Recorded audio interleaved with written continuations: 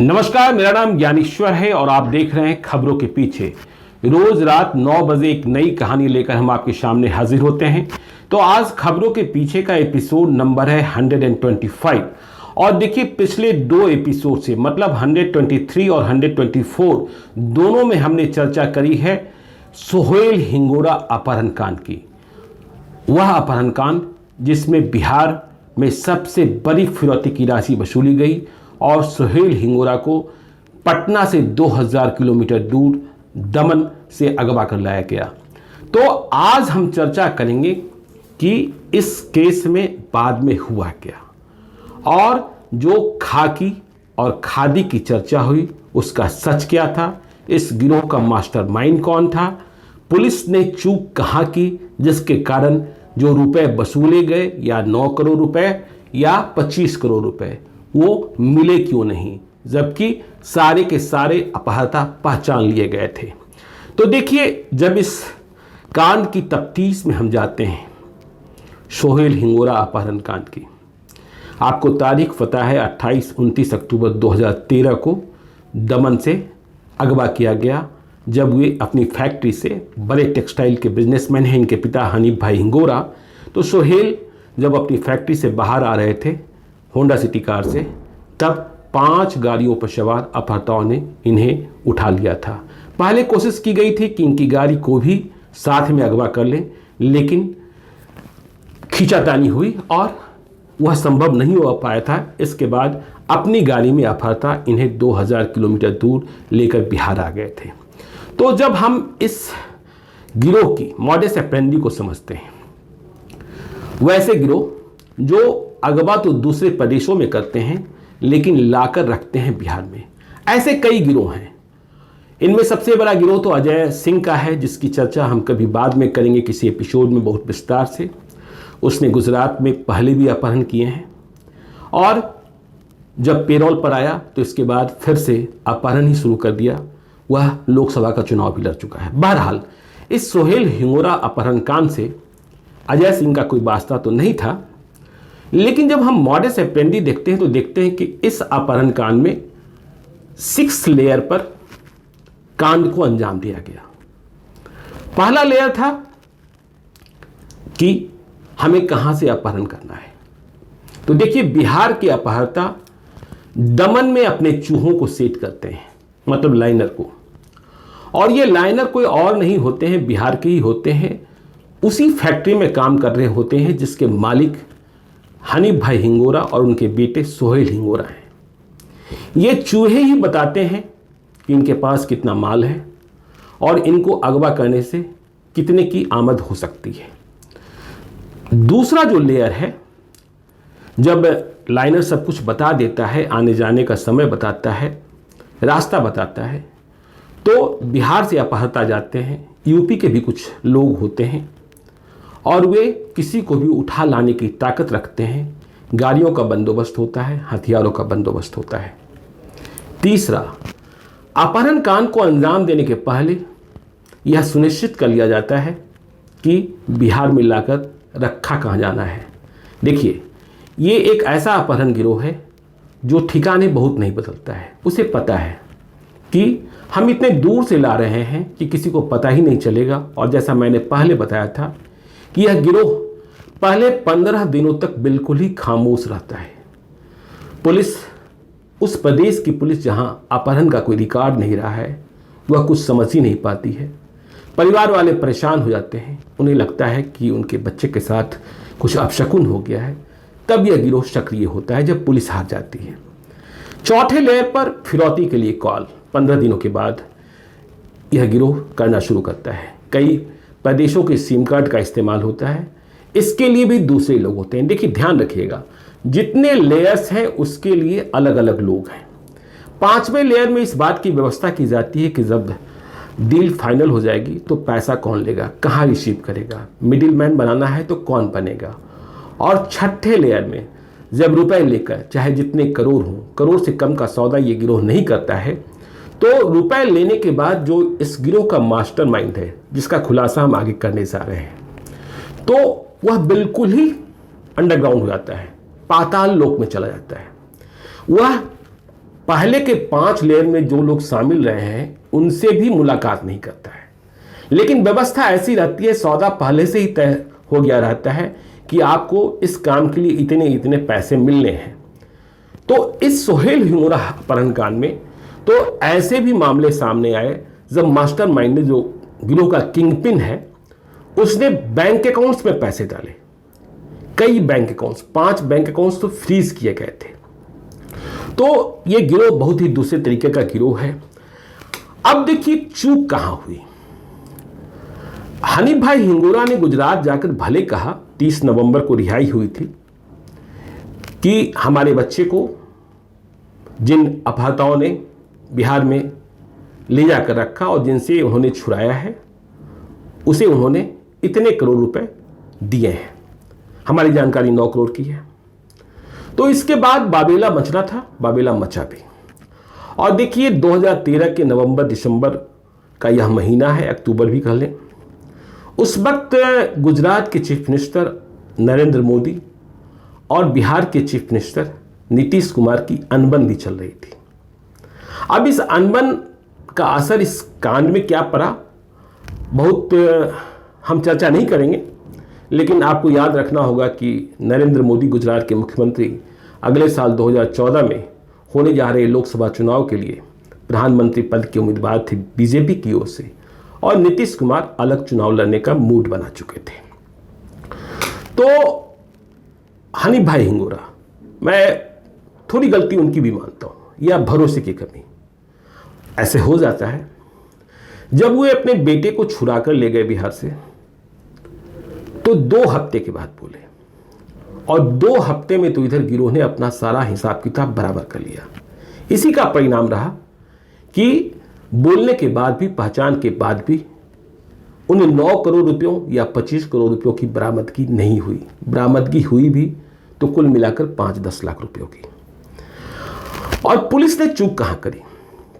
देखिए इस कांड में, सोहेल हिंगोरा अपहरण कांड में कुल 3 एफआईआर दर्ज हो गए। पहला एफआईआर दर्ज हुआ दमन में, नानी दमन थाने में, जहां से सोहेल हिंगोरा को 28-29 अक्टूबर 2013 को किडनैप किया गया था। दूसरी एफआईआर दर्ज हुई छपरा के, बिहार के छपरा जिले के नया गांव थाने में 14 दिसंबर 2014 को, जब हनीफ भाई हिंगोरा ने गुजरात में बोलना शुरू किया। नया गांव की प्राथमिकी संख्या, एफआईआर संख्या है 111/13। और तीसरी एफआईआर दर्ज हुई गुजरात के सूरत शहर में। कारण ये कि हनीफ भाई हिंगोरा मूल रूप से सूरत शहर के निवासी हैं, और फिरौती के लिए जो कॉल जा रहे थे अपहर्ताओं के, वे कॉल सूरत में ही रिसीव किए जा रहे थे। तो 3 प्राथमिकियां दर्ज हो गई। अब इन 3 प्राथमिकियों के दर्ज होने का फायदा भी अपहर्ताओं को मिला। आप कह सकते हैं फायदा क्यों मिलेगा? तो देखिए पूरे केस को एक तरीके से, मजबूती से एसआईटी के तहत क्रैक कर अभियुक्तों को सजा दिलाने की कोशिश दमन और गुजरात में नहीं की गई। मूल केस तो दमन का था, लेकिन आगे के वर्षों में यह हुआ कि दमन की पुलिस पकड़े जा रहे अभियुक्तों को, जिन्होंने सोहेल हिंगोरा का अपहरण किया था, उन्हें अपने प्रदेश में, अपने प्रदेश की जेल में कैद रखना या सजा दिलाना ज्यादा मुनासिब नहीं समझा। अब इसकी वजह क्या हो सकती है? तो देखिए, मैं एक क्राइम एनालिस्ट के रूप में जब इसकी वजह तलाशता हूं, तो वैसे प्रदेश जहां अपहरण नहीं होते, जिनके यहां दूसरे प्रदेश के अपहर्ता आकर अपहरण कर लेते हैं, उन्हें लगता है कि यदि हम दूसरे प्रदेश के अपहर्ताओं को, किडनैपर्स को अपने जेलों में लाकर रखेंगे, तो वे लोकल गैंगस्टर जो वहां के हैं उनसे मिलेंगे, जुलेंगे, और फिर उनका नेटवर्क वहां बढ़ जाएगा। इससे परेशानी और बढ़ेगी।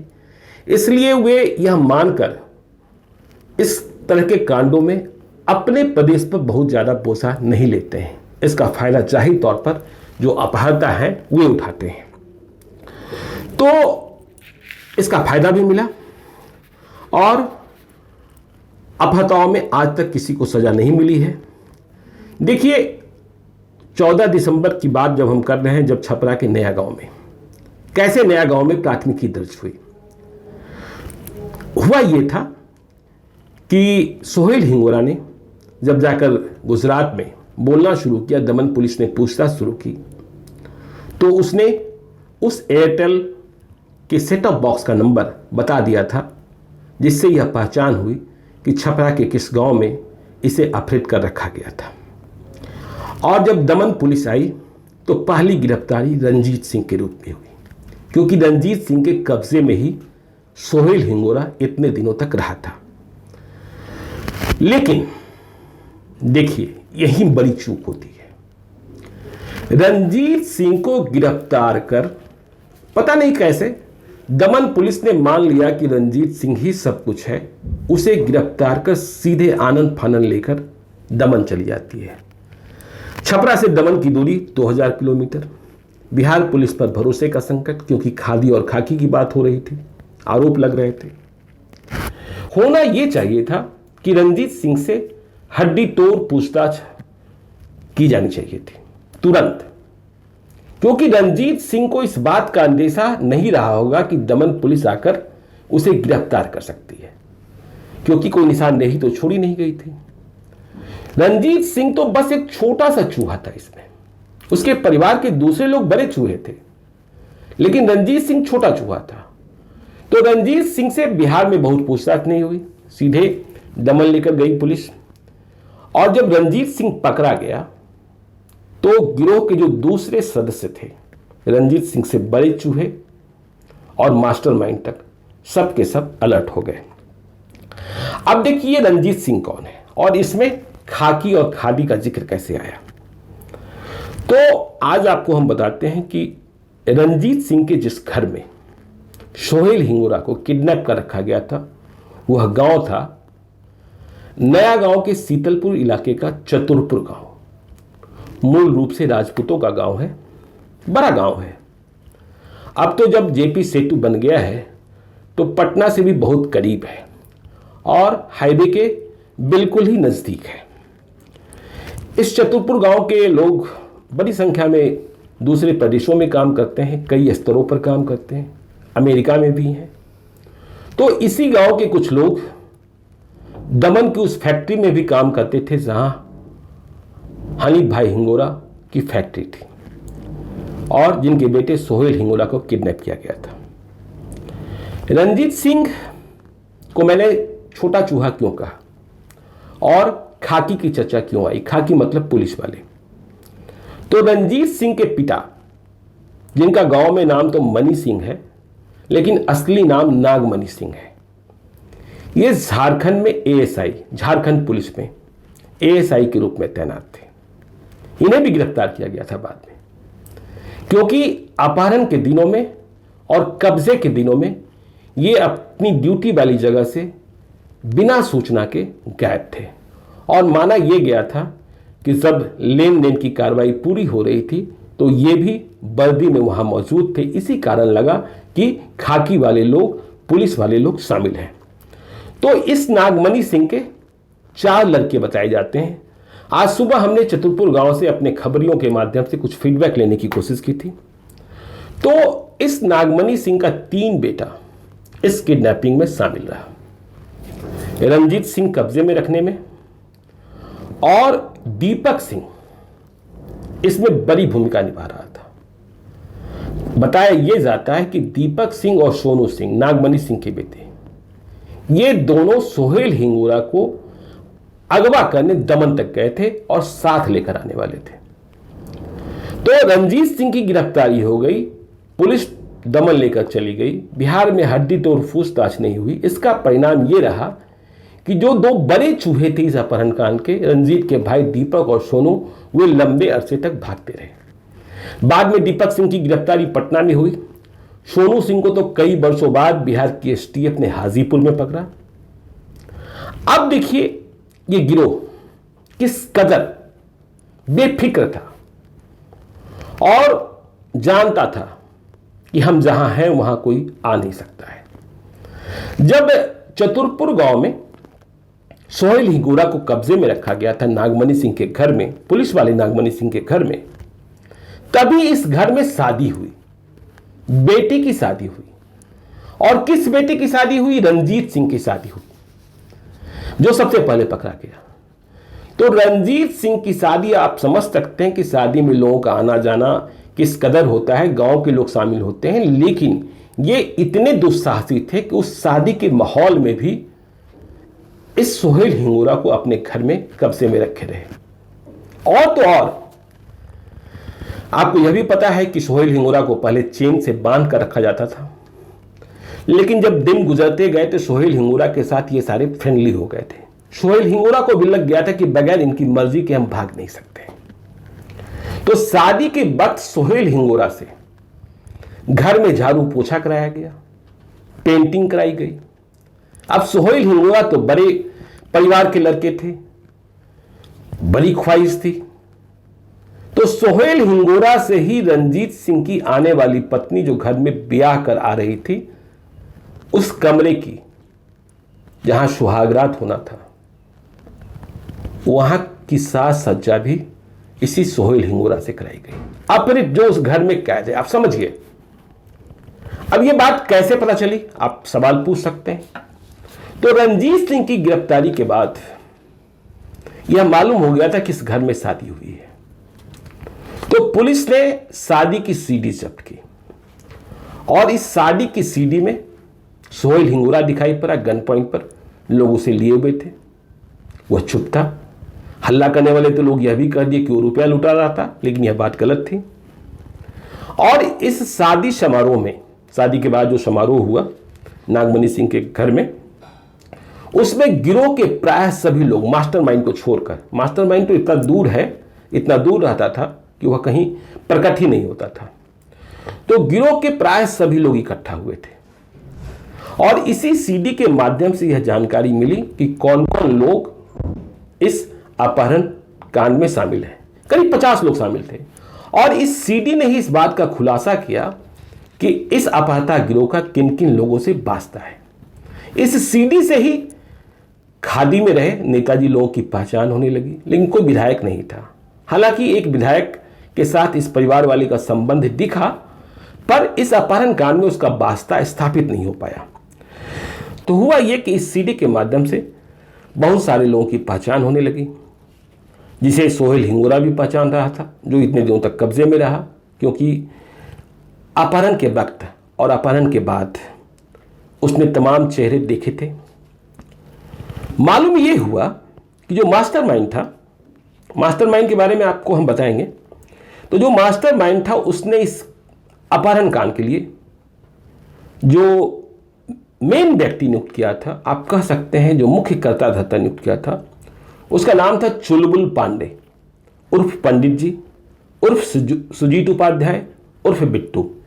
यह सिवान के जिरादेई के सुखल गांव का रहने वाला था और यह भी मूल रूप से पेशेवर अपहर्ता है। जो गिरोह का मास्टरमाइंड है, उसके लिए यह लगातार अपहरण करता है, दूसरे प्रदेशों से अपहरण करता है और यह लंबे अरसे तक भागता रहा। 2017 में इसकी गिरफ्तारी रांची में हुई। आगे जब हम चर्चा करेंगे तो आपको मालूम होगा कि इस गिरोह का कनेक्शन झारखंड से बहुत सॉलिड है। रांची के नगरी थाना क्षेत्र में एक अपहरण हुआ था, जहां से इसकी गिरफ्तारी हुई। दीपक सिंह नागमणि सिंह के बेटे की पहचान हुई। रंजीत सिंह जिसके कब्जे में रहा। जॉन इस गिरोह का एक और बहुत ही महत्वपूर्ण सदस्य है, जो कई बड़े अपहरण कांडों में, दूसरे बड़े अपहरण कांडों में ठीक चुलबुल पांडे की तरह मुख्य कर्ता धर्ता रहा है अपने मास्टरमाइंड के लिए। ठीक इसी प्रकार से एक 74 नाम का अपराधी। अब देखिए, जो मैंने आपको बात बताई कि यह गिरोह, देखिए इस अपहरण कांड में करीब 50 लोग शामिल थे। जब तार खुलने शुरू हुए तो पूर्व मध्य रेलवे हाजीपुर में एक अकाउंटेंट के पद पर तैनात रवीश कुमार की पहचान हुई। रवीश कुमार के अकाउंट में 5 लाख रुपए डाले गए थे, जो फिरौती की राशि वसूली गई थी और इसका प्रमाण भी मिला। जब रवीश कुमार की कड़ाई से पूछताछ की गई, फिर जब इससे दमन के एसपी ने पूछताछ की, तो फोन पर इसने 5 लाख रुपए मिलने की बात कबूली थी और इसके अकाउंट को फ्रीज किया गया था। दमन के एसपी ने इस बातचीत को रिकॉर्ड किया था और बाद में इस बातचीत को कोर्ट के समक्ष भी रखा गया। फिर पंकज कुमार और गौतम कुमार को दमन पुलिस अपने साथ ले गई। 6 फरवरी 2014 को रांची से पटना के रास्ते में संदीप महतो और गणेश मुंडा पकड़ा गया। इन लोगों ने इस अपहरण कांड में मिले पैसे से दिल्ली में एसयूवी खरीदी थी। अब देखिए जो खाकी की बात हो रही है, इस गिरोह के साथ एक और व्यक्ति जुड़ा हुआ है जो पुलिस वाला है, अब तो सस्पेंडेड है। इसका नाम है अशोक शर्मा। यह कभी झारखंड की जेल पुलिस का सिपाही हुआ करता था। तो यह गिरोह जो है, अब देखिए हनीफ सिंगोरा जितने दिन अपहताओं के कब्जे में रहा, बस 5 दिनों के लिए वह किसी दूसरे ठिकाने पर ले जाया गया था। और यह ठिकाना भी जो बंधक का ठिकाना था, कोई दूसरे का नहीं था। ये जो दीपक सिंह, रंजीत सिंह, सोनू सिंह, इसके मामा है सबल सिंह, यह भी होमगार्ड के समान है और इनका गांव है चेचर। तो चेचर में 5 दिन रखा गया सोहेल हिंगोरा को और इसके बदले इन्हें अकाउंट में मिले थे 50,000 रुपए। आपको जानकर आश्चर्य होगा कि एक हाजीपुर से और गिरफ्तारी हुई इस मामले में राम प्रकाश की, उसे मिले थे 2 लाख रुपए और इसने इस 2 लाख रुपए से पिस्तौल खरीदी थी। तो देखिए इस गिरोह का मास्टरमाइंड है चंदन सोनार। चंदन सोनार देश भर में किडनैपिंग का सरताज माना जाता है। ये कहां से किडनैपिंग कर लेगा, कैसे कर लेगा, इसके बारे में आप सोच नहीं सकते। और कभी ये 5 लेयर, कभी 6 लेयर, कभी 7 लेयर किडनैपिंग को प्लान करता है। इसने इतने अपहरण किए हैं कि पूछिए मत। झारखंड, छत्तीसगढ़, मध्य प्रदेश, गुजरात, अभी एक और प्रदेश में बंगाल, अभी इसकी गिरफ्तारी हुई है। तो देखिए चंदन सोनार ये इतना बड़ा कैसे बना, इसके बारे में आपको हम कल बताएंगे। चंदन सोनार की पूरी कहानी बताएंगे। चंदन सोनार वैशाली जिले के सिंधुवारी गांव का रहने वाला है। आज जब मैं इसके बारे में जानकारी प्राप्त कर रहा था, अब तो गिरफ्तार कर लिया गया है। कैसे गिरफ्तार हुआ? लोग कहते हैं कि अब 500 करोड़ का आदमी हो गया है। मुझे नहीं विश्वास होता कि 500 करोड़, लेकिन हाँ इसकी हैसियत 100-200 करोड़ जरूर हो गई होगी और दिखा भी। तो आज जब हम इसके बारे में फीडबैक प्राप्त कर रहे थे तो इसके बचपन से यह भी जानकारी प्राप्त हुई कि जब बचपन में यह बहुत छोटा था, गांव में था, तो अपनी माँ के साथ कुएं पर गया था। माँ कुएं पर पानी लेने गई थी। माँ पानी लेकर वापस आ गई। माँ को इस बात का एहसास ही नहीं हुआ कि बेटा भी साथ गया था, लेकिन घर आई तो बेटे को नहीं देखा। हलचल हुई, हाहाकार मचा, तो मालूम हुआ कि ये जो चंदन सोनार है, जो आज इतना बड़ा अपहर्ताओं का किंग बना हुआ है, वह कुएं के भीतर गिरा हुआ था और कुएं के भीतर ही तैर रहा था। फिर इसे निकाला गया था। तो ये सारी कहानी आपको हम बताएंगे और इस कहानी से आपको नसीहत ये मिलेगी कि देखिए 2005 के बाद बिहार में बड़े व्यापारियों का अपहरण बंद हो गया फिरौती के लिए, लेकिन बिहार में अब भी ऐसे कई गिरोह सक्रिय हैं जो दूसरे प्रदेशों से, खासकर उन प्रदेशों से जहां लोग अपहरण शब्द को जानते ही नहीं है, वहां से किडनैपिंग कर बिहार लाते हैं और फिर इतने करोड़ की राशि वसूलते हैं कि आप सोच ही नहीं सकते हैं। तो आज के लिए इतना ही। आप देखते रहिए खबरों के पीछे को। यदि आपने अब तक हमारे YouTube चैनल को सब्सक्राइब नहीं किया है तो जरूर कर लीजिएगा, और यदि इस वीडियो को आप फेसबुक पेज के माध्यम से देख रहे हैं तो फॉलो कीजिएगा, लाइक कीजिएगा। एक और गुजारिश जो हम आखिरी में करते हैं कि यदि आप मुझे कोई कहानी बताना चाहते हैं, कोई सुझाव देना चाहते हैं, कोई परामर्श देना चाहते हैं, तो आप मुझे gyaneshwarlive@gmail.com पर मेल कर सकते हैं। अपना नंबर भी लिखकर भेज सकते हैं। ज़रूरत होने पर हम आपसे संपर्क करेंगे, आपकी पहचान को गोपनीय रखेंगे। आज के लिए इतना ही। दीजिए इजाज़त। धन्यवाद।